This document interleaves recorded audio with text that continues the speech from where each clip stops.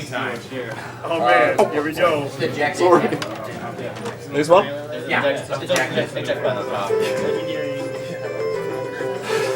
That TV might be a bit loud. Yeah, it is kind of loud. Yeah, it is. Okay. Turn down. Turn down. Alright. Awesome music. In total contrast to the run you just saw, this run is complete 100% intensity throughout the entire run, the whole 12 or so minutes of it. And I really wish I could give it the audio, the commentary it deserves, but there are only like 2 spots at the entire run that I can really talk at all, because it's just there's stuff going on every single screen. So I'll leave Lee and Worm to explain stuff as the game goes, but I'll just be playing. And I hope this goes well. Yeah. Hello. Ready? Also, a warning. Your point counter is extremely important for this run, and if the first screen doesn't goes as badly as it can go, then we'll reset. I hope not to reset more than twice max. Hopefully I don't reset at all. But resetting takes 2 seconds, so it won't waste any time. The first screen is incredibly important. Yeah. Okay. 3, 2, 1, go.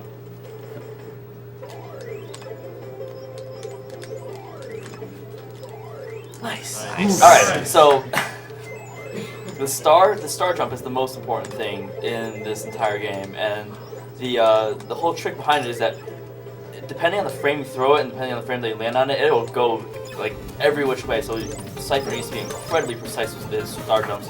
Now, what he was talking about the points is that if your hundreds and your tens digit of your point score, so right now it would be a 6 and a 0, if those 2 match up, the next enemy you kill will actually drop an item for you. If the number is 1, 3, 7, or 9, it will drop a fireball. If it's 2, 4, 6, 8, it will drop a bomb. And if it's 0 or 5, it'll drop a health potion. Bombs are incredibly important. And they're coming up in this stage prominently. They allow you to jump on some things that you would have otherwise not be able to jump on, and they can destroy bosses. Also, you should probably try and explain a little bit about what this game is, since a lot of the audience may not be. Right. It's a game released in 1992 and only in Scandinavia and Japan by Sunsoft. And it's really rare. There weren't many copies released. And already I'm coming up to one of the most important tricks that I really need to concentrate on.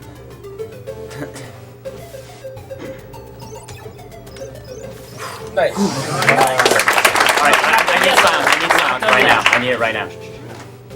Oh. Okay. Oh! No. Yes! For people who haven't played the game and are looking at this being like, this isn't that hard, it's hard. It's hard, trust me. I truly believe this is the hardest NES speedrun. I think so too, I agree. Definitely. And Funk Dark plays Holy Diver. Oh, I killed him. Which is still debating more with Maximum Carnage to be played Wednesday morning. Oh, he's... I did not expect him to be alive. I didn't know Kirby was an enemy in this game. Oh! I don't... Wow, I must have just missed it. If you get there quick enough, then he's asleep and you can just push him off. I don't know why he wasn't asleep.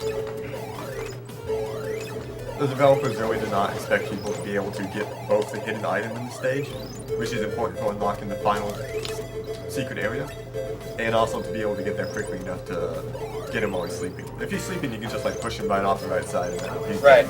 He has an alarm clock in front of him that's supposed to wake him up. That alarm clock is not just there for show, it is also an enemy. So when the alarm clock rings and then walks off the screen, it can hit you and then kill you. So this game has a lot of these cool little details, and it's greatly underappreciated. Firstly, because no one's played it since there's so few copies, and also because it came at the end of the lifetime of the NES. For people who play this game, this room here is a giant troll. I can't get through this one alive. So another thing is, unlike a lot of games where ramps are more like steps, in this game, the ramps are extremely slippery. So timing jumps and doing anything on the ramps is extremely difficult. This boss is extremely hard to do properly. Yeah. So without bombs, you can't hit the boss while he's in the water. So he's gonna have to wait for this guy to sort of just chill and come back. One more.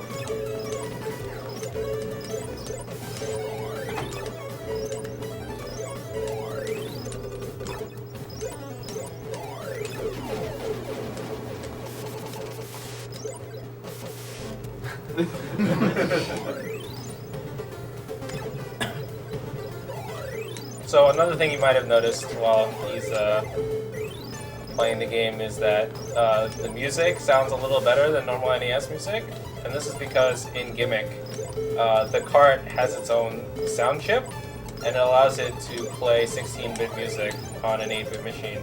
So the Gimmick soundtrack is one of the best soundtracks on the NES library. It's very similar to the Japanese version of Castlevania 3 in that sense, if any of you are familiar with the soundtrack differences in that game. Same thing here. Yeah. Second try. That's Oh. also why Famicom cartridges and NES cartridges will not fit in each other's slots. There are literally 2 pins in the Famicom that are direct audio wire to speaker, just so the cartridge can do whatever it wants audio-wise and pump it out to the sound on the TV. Coming up as a hard boss.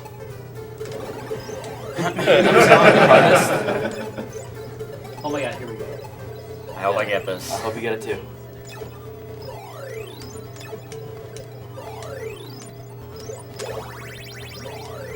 It's not over. I got it!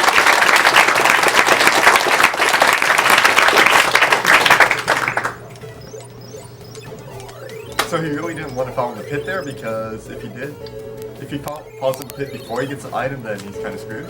If he does it after he gets the item, then he's not screwed, but it will take some extra time to climb it back up. Right, so normally you're supposed to jump on all those platforms, and as you saw, he throws the star, it jumps on the star instead of one of the platforms, and since the platforms scroll off the screen, he can, if he keeps one of the platforms still on the screen, if he goes back onto that platform, the other platforms regenerate and he can do the trick.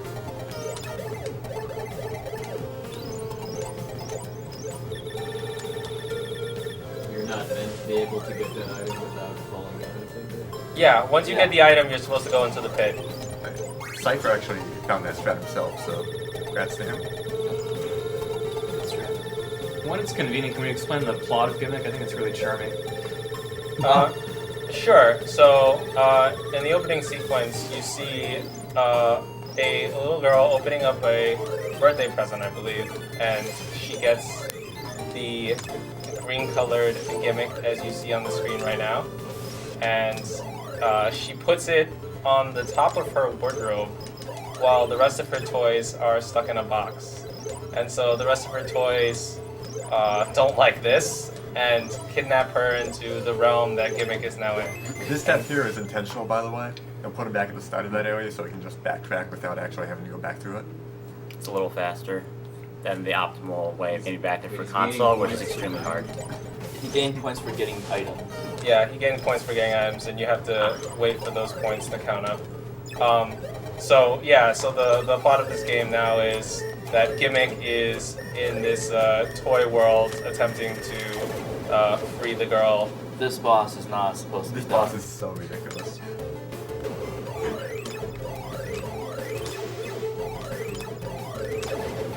That was a really good boss. And in the opening cutscene, all of those enemies that you're going to see in the game are seen in the toy chest. Most of them, the bosses that you'll see. I wanted to get a bomb drop from that white guy, but it's a really difficult, precise, like multi-step maneuver thing to do it. Oh, that's cool. Yep.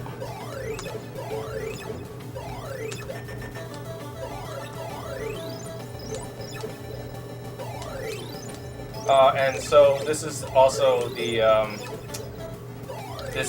good ending Oh, I run. got this. Hell yes. So there's two endings to the game. one ending is the bad ending where you don't get all the items, and then if you get all the items, then you get the best ending. So Yeah, he's been going out of his way to collect all these hidden items so he can get the next stage after this. right, the hidden items, you'll know if you're in the hidden item screen, as you can hear now. This is the secret item music. That was one of them. I really hope I get this.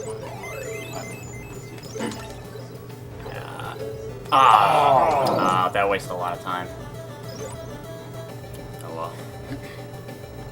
You're supposed to that star's supposed to take you all the way to the pink potion on this little pedestal. And now I gotta wait for this platform cycle.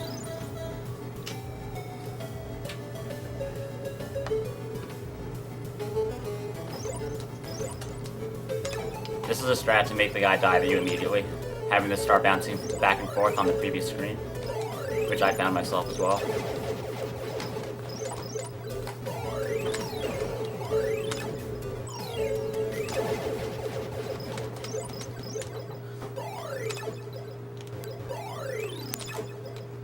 Just a note on the previous one, it looks like you could do a star jump onto that platform, but there's an invisible wall there, so you do have to defeat the boss. Yeah, you can't just jump onto the platform and then up the tube. Is this the final boss? No, it's not. It would be the final boss, but I was doing bad ending. That was a pretty good fight for having no bombs at all. So that was the final normal stage. Now we're going to the special stage for the best ending. Maybe get a little cutscene here. It's like Owen cutscene in the run. Yeah.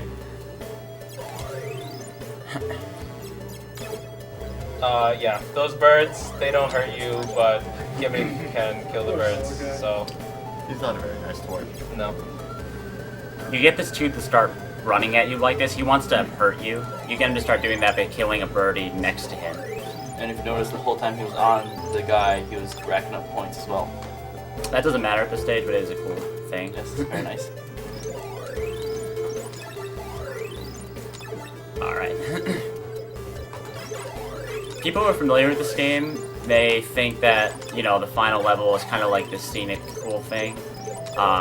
That is kind of straightforward, but it has its share of, like, difficult tricks. That was one of them. And coming up is another one. Oh, I got the full version, hell yeah. That's really difficult to get all the way to the end there. The final boss is kind of random and kind of hard. Also, it doesn't really fit into the rest of the game. Alright. Don't call time yet.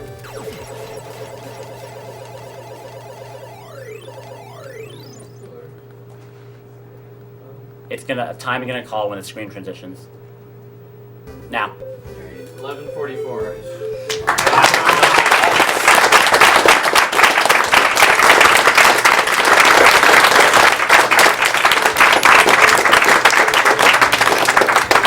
And so there is the girl that you just saved, and a heartwarming ending. I'm really happy with that time. I wish I didn't have that death to the stage 2 boss, and I really think I got robbed there because I was probably like 1 second from getting the sleep clock, thing. Yeah. But really happy with that run otherwise. And they escaped from the Hope you all enjoyed. castle. Too bad for Can leave this Hilda, running she has for no now. more toys. Yes. Oh wow. World record is 10:50 something in Esserl time by Hawker. So I was better than Well, that's your PB. I think I've done a better run while practicing, but that was a good run. By the way, there were 35,000 people watching you do that. Wow. That was